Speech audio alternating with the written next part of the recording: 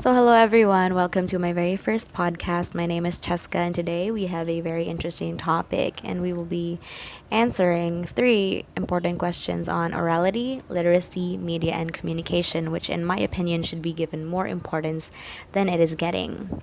Let's dive into it. The first question is, what are the differences between primary oral cultures and literary cultures, and how are they related with each other? Primary oral culture is basically all of our thoughts and expressions that were not written or made into print. To put it simply, it is anything that you have thought about but have never written down, be it a crazy story idea or a one stanza poem.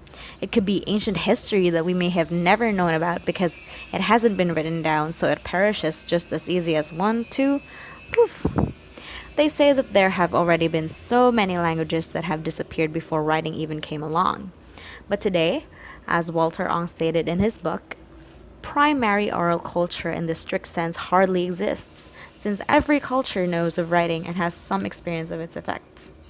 Nowadays, you discover something new and you write it down, you have a crazy dream, you wake up and start typing it in your phone. This is where literary culture comes in. If primary culture involves anything that is untouched by any writing or print, literary culture is everything that is.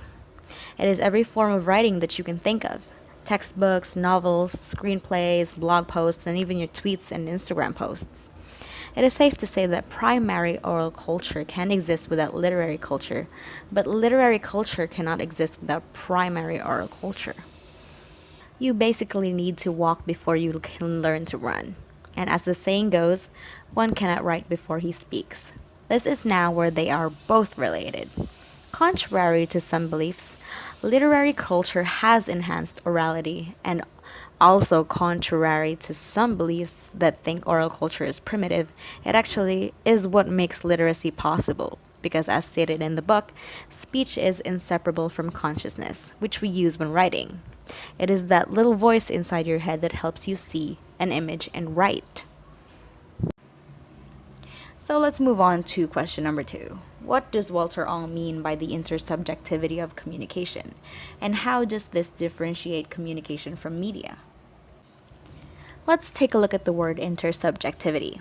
First, according to Wikipedia, intersubjectivity in philosophy, psychology, sociology, and anthropology is the psychological relation between two people. The intersubjectivity of communication simply means that when you communicate, you take into account your relationship with the person that you are communicating with. Communication is never one way. When you're writing a book, you don't pretend as if you're not talking to anybody. You're writing for a specific audience, may it be teenagers or adults. Either way, you'll have a different approach when you write or speak to different age clusters. The way you speak with a child is different to how you speak to an elderly person. So before you start writing or speaking, you put yourself in the shoes of the person that you want to communicate with. So in this sense, you are both the sender and the receiver of the message before you actually send it. This is why sometimes we have reservations or we tend to overthink before we say something, which isn't really a bad thing. It's a really good representation of the intersubjectivity of communication. Now we move on to the difference between communication and media. I'm sure you've heard of the saying, the medium is the message, which is not entirely true.